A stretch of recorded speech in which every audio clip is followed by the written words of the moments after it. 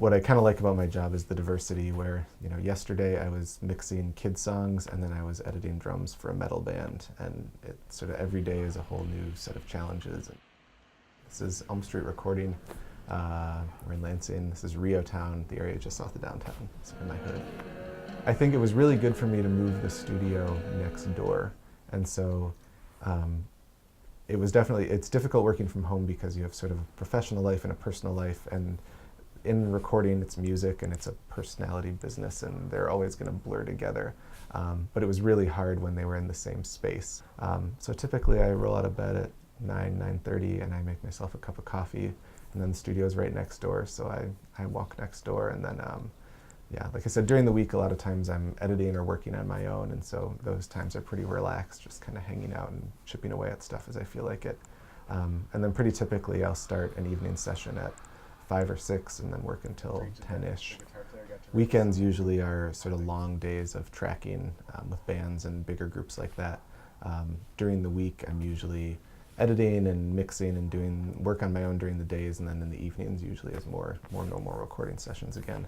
So the studio is laid out kind of non-traditionally because it is in a house. So when you walk in the front door of the house into what would be the living room, it's kind of the main recording space. From there are windows looking into 2 other tracking rooms. So when a full band is here, we can kind of isolate everybody and keep things separate. And then the second floor of the house is the control room, lounge, sort of chill out area, which a lot of people are kind of thrown off by when they first step foot in here. And I got used to this setup when I was working out of the house because I had the control room on the first floor and tracking space in the basement. And so when I moved over here, I kind of considered a bunch of different options of how to lay the place out, and then I'd gotten so used to that it works really well once you get used to the workflow. And I run up and down the stairs all day, and that's the only exercise I get, so it pays off.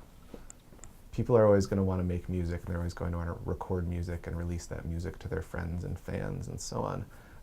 And so, it gets to where the music I'm making might not be as likely to break even or make money. And it's a lot easier to sell downloads of a national act where you're sitting at your computer listening to something on Spotify and then want to buy it.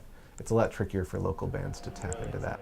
It's hard to predict where I'm going to be in 10 years. I think the music industry is changing so rapidly that things have been pretty stable for me, but I don't really know what recording will look like a few years from now. I don't know what local music will look like a few years from now. So I tend to be a pretty flexible guy, and I try to keep that approach where I know what I'm doing next month, and then after that we'll see.